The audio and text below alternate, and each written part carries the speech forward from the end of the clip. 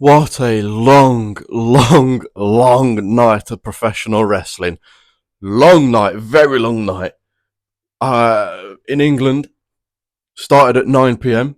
The main show for AEW. I didn't even watch the pre-show for AEW. So for me, it was long. So for anyone that watched the pre-show as well, I feel for you. But for me, it started at 9 and I finished at 3 a.m. That's a very long night of non-stop professional wrestling. And if you watch NXT as well, too much wrestling, too much. But last night, both shows but last night in total was summed up in one perfect moment for me. One perfect moment. I just watched Omega vs Okada. Okay, great match. Obviously, two great wrestlers. Great match. Story told throughout the match. I loved it. I loved it from top to bottom, pretty much.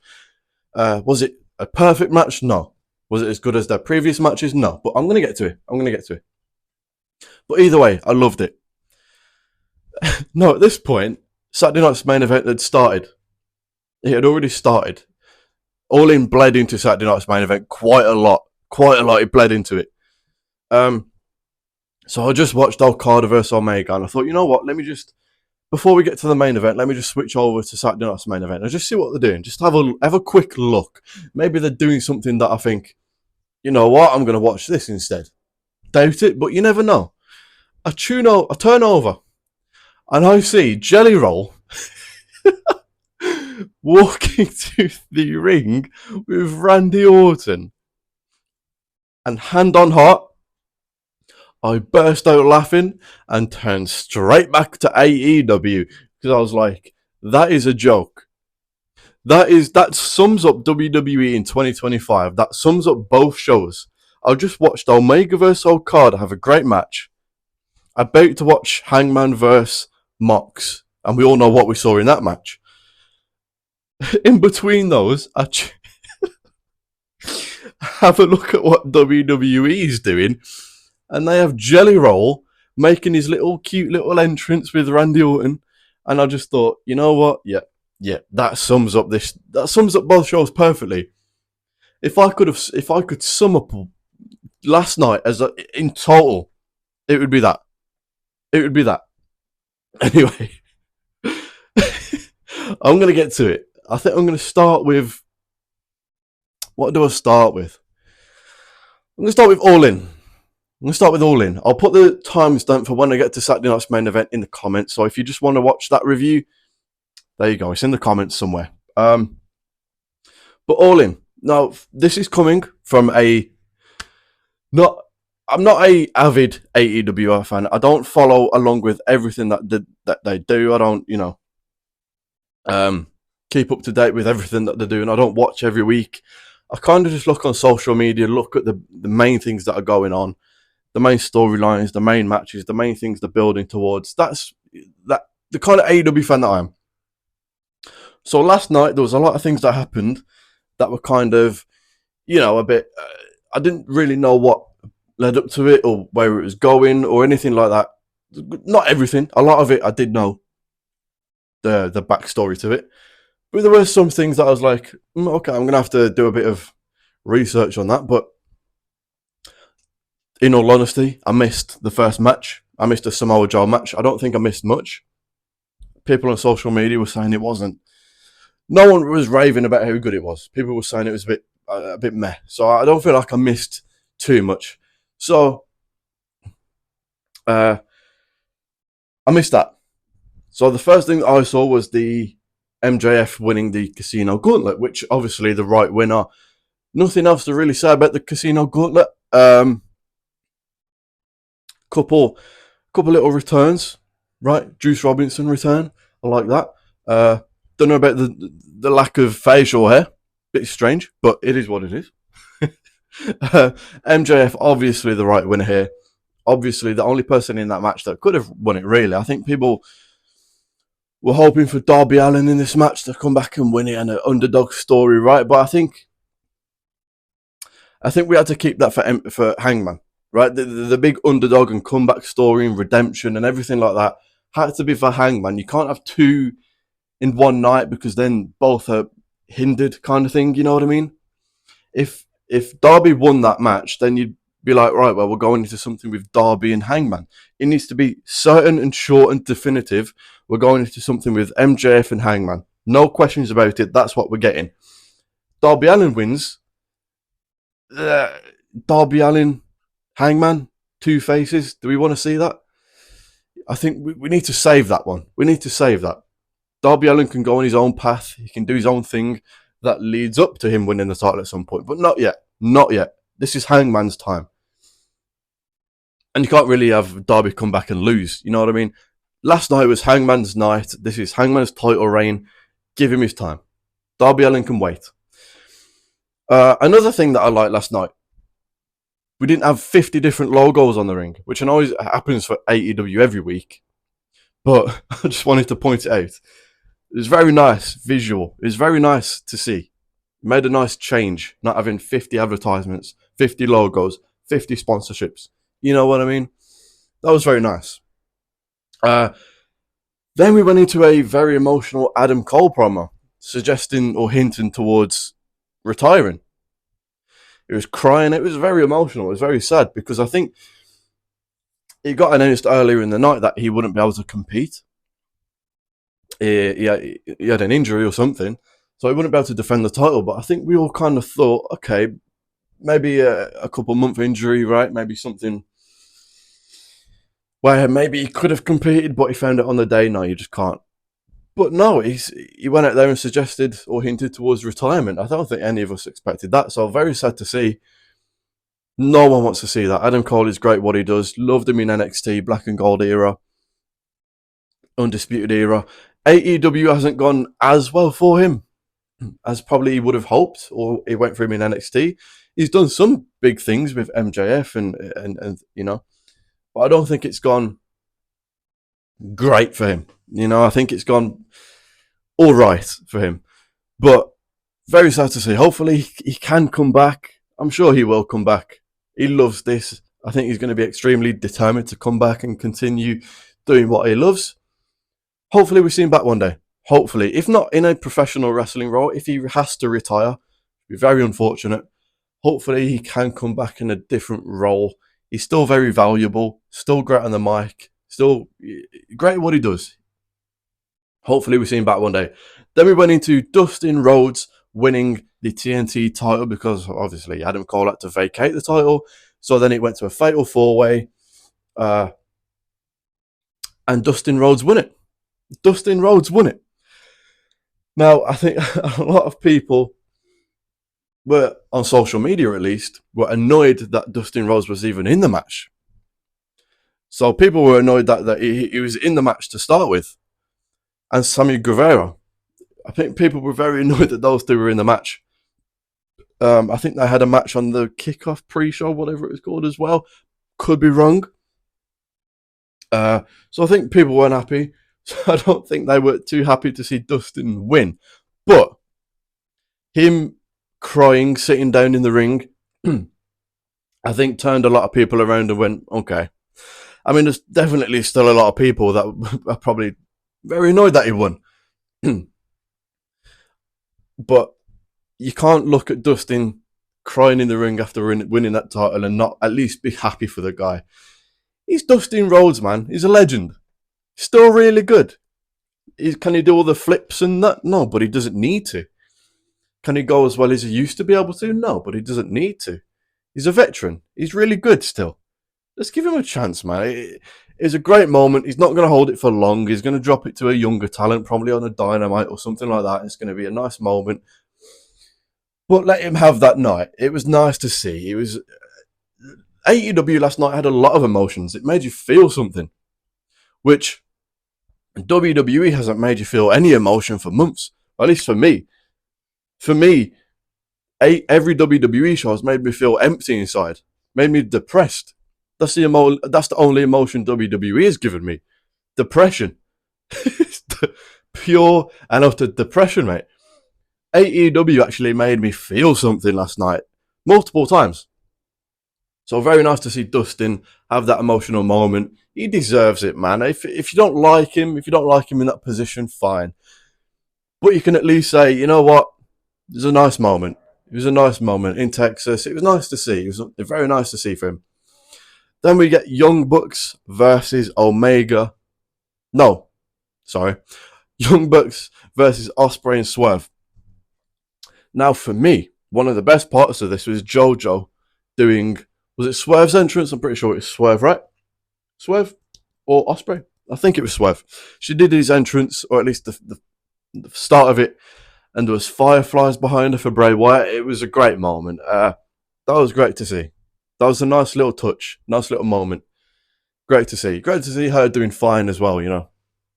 But this match had a stipulation where if Young Bucks lose their EVP status, and if Osprey and Swerve lose, they can't challenge for the title for a year. Great match. Great match. Obviously, you throw these four in the ring, of course they're going to have a great match. Of course they're going to have a great match. Maybe one or two too many close pinfalls, close calls.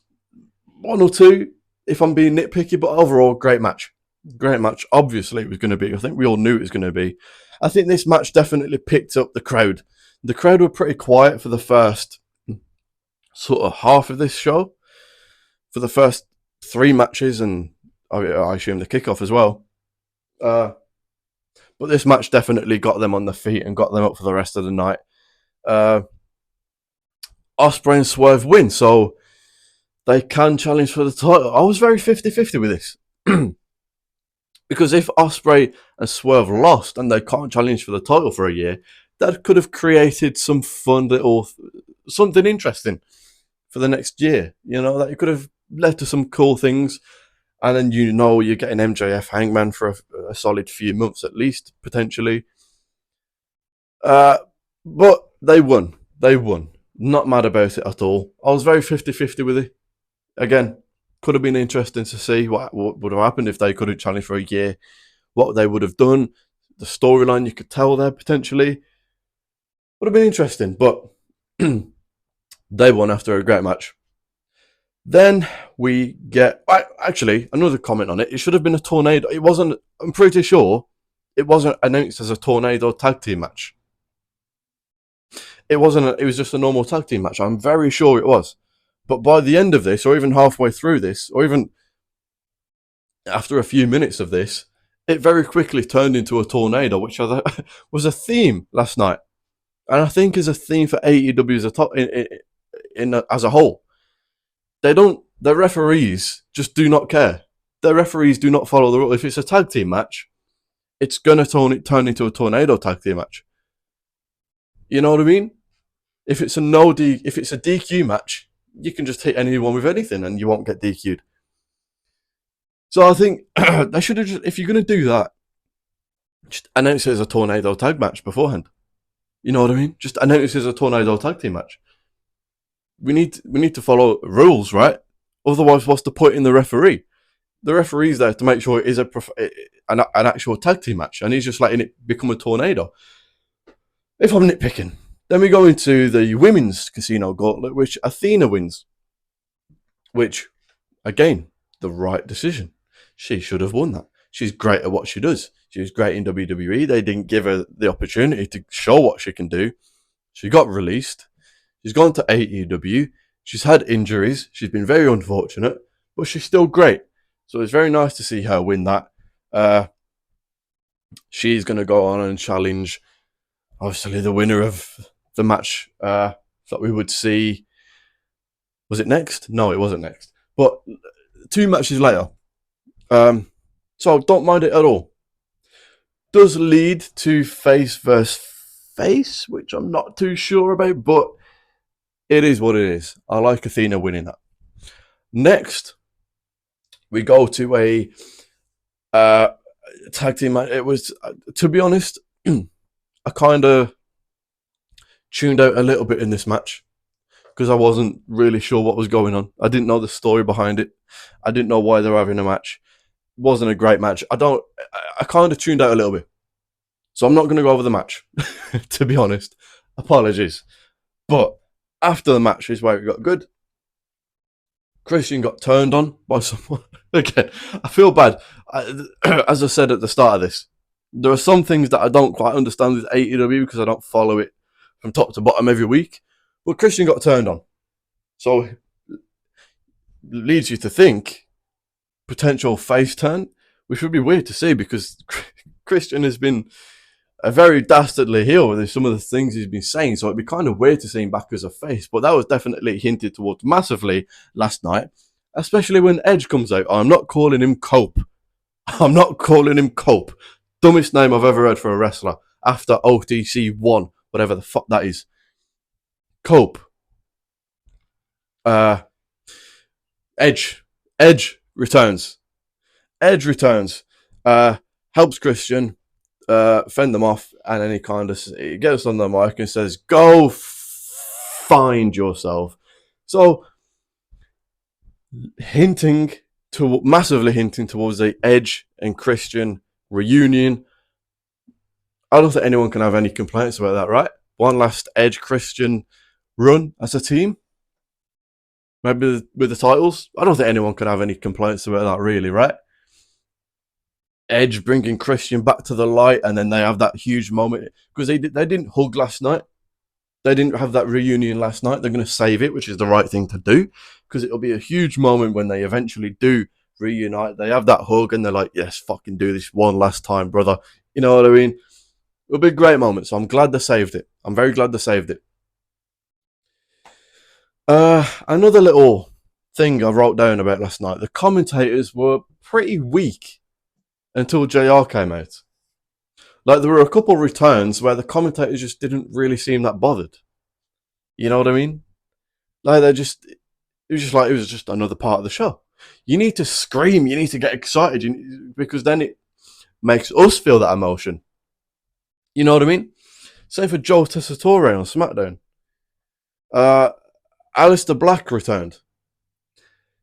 And he couldn't sound more bored and less interested if he tried. So then for us, doesn't feel like it's a big moment, doesn't feel like it's a big deal, because the commentator's not making us feel like it's a big moment.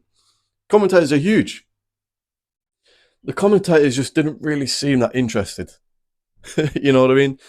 I don't know. Felt a bit weak from the commentators until JR came out, which, again, very nice to see him after what he's gone through. Incredible to see JR last night. Still great at what he does. But then we go into Mercedes Moné versus Toni Storm. Again, really good match. Picked up in the second half. I really like the match. Really good wrestling match. Toni Storm wins, which I think everyone didn't really expect. I think everyone thought Mercedes would win. Toni wins. Again, 50-50 with it for me. Don't mind Toni Storm winning. Wouldn't mind Mercedes winning. I think more people wanted to see Toni win. So, no complaints. Toni's really good. She's obviously doing the best work of her career by far. She's going to go into something with Athena. Mercedes Athena would have been really fun. But probably going to save that. We've got Toni winning after a good match. And again, at this point, the crowd were picked up. They were picked up after the Omega. No, sorry, I haven't got to that yet. They were picked up after the tag team match. And then they really picked up during this match. And then they really picked up during the next match, which was Omega versus Okada. Great match. Wasn't as good as their matches they've had in the past, obviously, because they're both a bit later in their career. They've lost 1 or 2 steps. Still got a lot of steps in them, but they've lost 1 or 2, which is completely normal and fine. They didn't try to match what they did before. They didn't try to beat what they did before, because that's just unrealistic, not going to happen, and that's completely fine. And they didn't try to. They just went and had a great match. Loved it. Okada wins. I liked the match, obviously. The winner, again, which is with many of these, 50-50. I loved the match. The storyline told throughout it. I liked it a lot. I maybe would have gone a bit more with a vicious Okada at the end. I think I would have gone with a kind of what they did to Samoa Joe start of the show. I think it would have been really cool because Okada said in the promo, "I might kill you." So maybe we have a Rocky 4 moment, right? I don't know. I think that would have been kind of cool. That's just a little fantasy booking I did in my head during the match. I was like, what if this ends with like Omega being really hurt, where people are like, "Damn, this looks actually really serious." Stretch it out. He's got an oxygen mask on. Okada's in the ring, exhausted as well. I don't know. I feel like that would have been kind of cool. A nice, cool little touch. Where and then Okada goes extra dominant from now on. But no problem. They have an even match. Okada wins in the end. No harm. That's all done. No issues with it. Again, this was the point where I turned over to Saturday Night's main event, saw Jelly Roll, and I was just like, yeah, that's just that was the funniest part of the show. Funniest part of last night was tuning over and seeing Jelly Roll after just watching Omega vs Okada. You turn over to see what WWE are doing. Jelly Roll. Then the main event.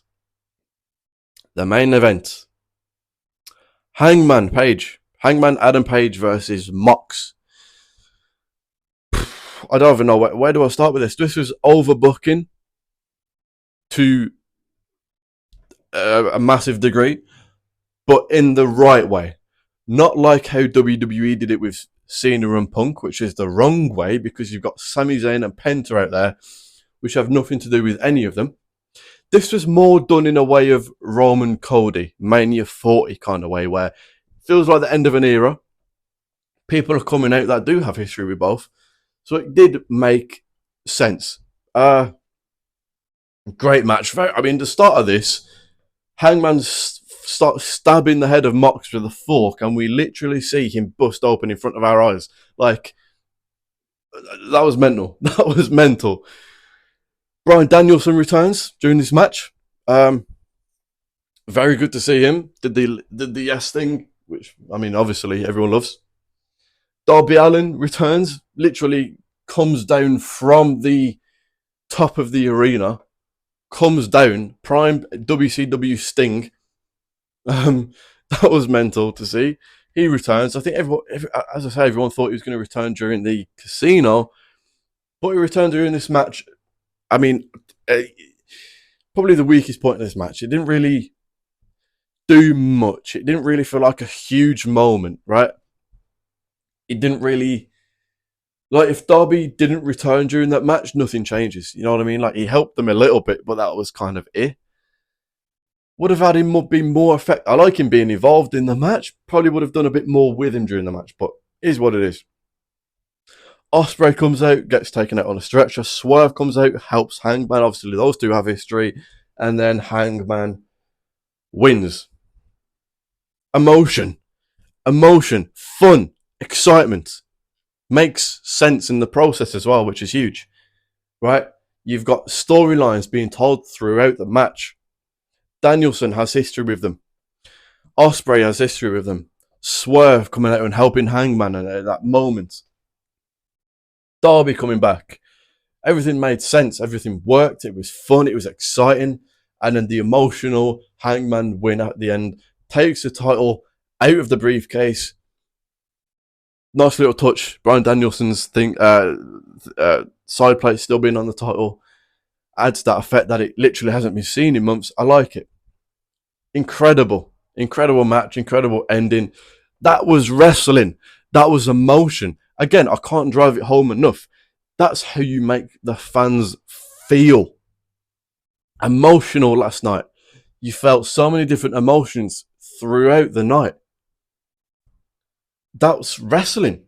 Wrestling isn't just about throw a bunch of matches together and just kind of hope people care. Make people care. Make people feel emotion. Make people invested and excited in what you're doing. It's about the emotions. So many different emotions last night, especially the main event. And the way it ended, and there were so many... it's impossible to go over everything that happened during this match and all the weapons that were used and all the different spots. Impossible. I'd be here for 5 hours. But if you haven't watched it, Go back and watch it, unless you can't deal with blood and that. But it was an incredible match, incredible ending to a professional wrestling show. That was wrestling. That was wrestling for the fans. That was giving the fans their money's worth. That was giving the fans in the arena and the fans at home a good show and caring about your product. Caring, putting effort and caring to your show for the fans. So now let's turn over to Saturday night's main event. Now, let's turn over to Saturday night's main event. I missed the first 2 matches, to be honest. Missed the first 2 matches. Obviously because AEW bled into it. So I missed Randy Orton and Drew McIntyre. I don't know what the match was like. I know Jelly Roll and Logan Paul were involved. So I'm not going to go back and watch it. I am absolutely not going back to watch that shower of shite of a show or match. Absolutely not. I'm not. First of all, I've watched too much wrestling yesterday. Still get through Evolution tonight, and then Raw. I'm not going back and watching more wrestling. I need a break, so I'm not going back and watching a Jelly Roll. A match where Jelly Roll and Logan Paul were the biggest talking points. Definitely not. Absolutely not watching that back. It did get announced that that match is official for SummerSlam, by the way, which is just... what are we doing here, man? You've got Randy Orton being involved in this is bad enough. But Drew McIntyre was just involved in one of the biggest and best feuds with CM Punk that we've seen in recent years. It was incredible. Drew McIntyre was so good during that feud, and that feud was so pretty much perfect. The storyline with it and the hatred and everything in it was perfect, and it was incredible. Best part of the show every week. Then he goes into something with Damian Priest, rematch after rematch. No one really cares about it. But you kind of got in the back of your mind, maybe this is just a bit of filler to get him to the next big feud, maybe a title. He loses the feud and then goes away injured and then comes back just to take an RKO from Randy Orton. His first show back, he takes an RKO from Randy Orton. That's what they think of Drew McIntyre. And now they're putting him to something with Jelly Roll and Logan Paul. Why do him like this? Jelly Roll and Logan Paul, fine. Throw them both together one-on-one, or make it a tag team match and throw 2 other people in there. Whatever. Do not throw Drew McIntyre in there, who's so good at what he does. Ticks so many boxes. Pretty much every box. So valuable to your company, and you throw him into something with Jelly Roll, and that sums up this company. They don't care. They don't care about throwing your biggest talent and making them look stupid. As long as it makes you a bit of money, which it doesn't, by the way. Do they genuinely think this match being announced for SummerSlam is going to make people think, oh, you know what? You know what? I wasn't going to go to SummerSlam. Wasn't going to watch SummerSlam. But now Jelly Roll's been announced. Fucking hell, I have to. I am watching SummerSlam. I am going to SummerSlam.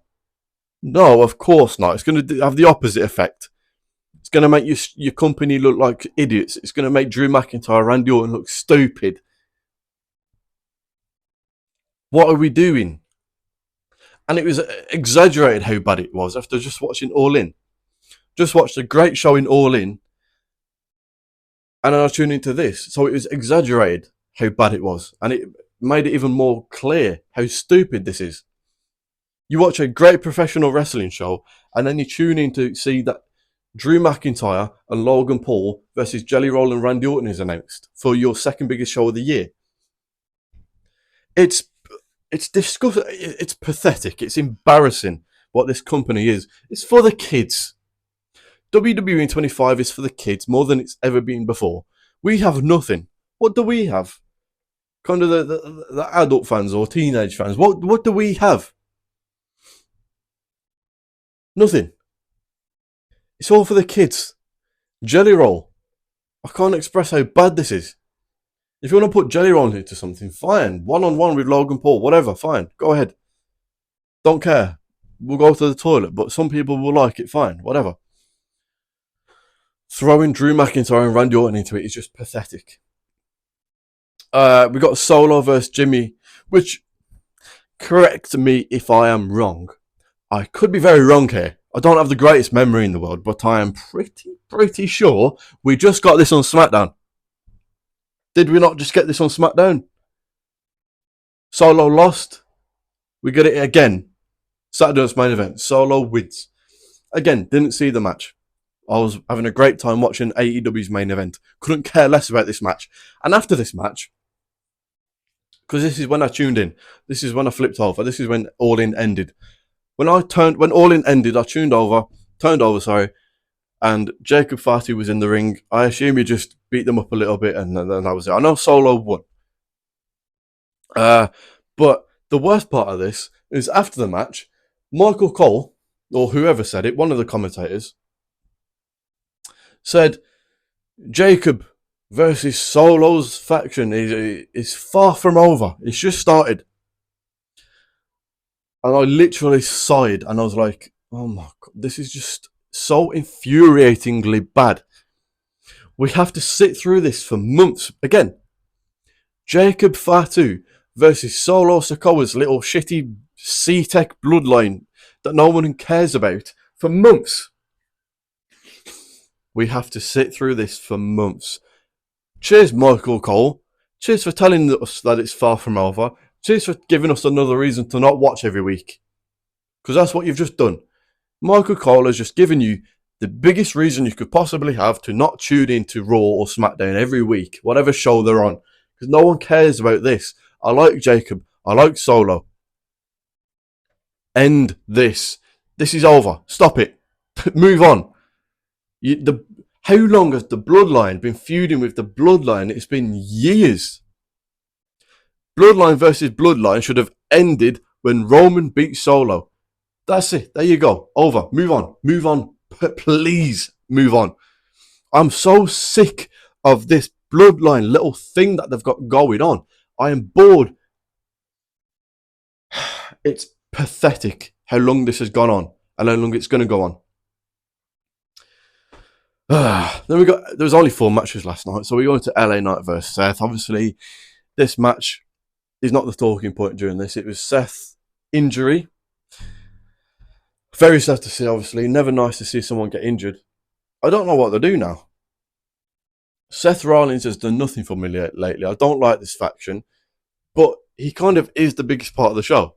He kind of is involved with about 50 different people.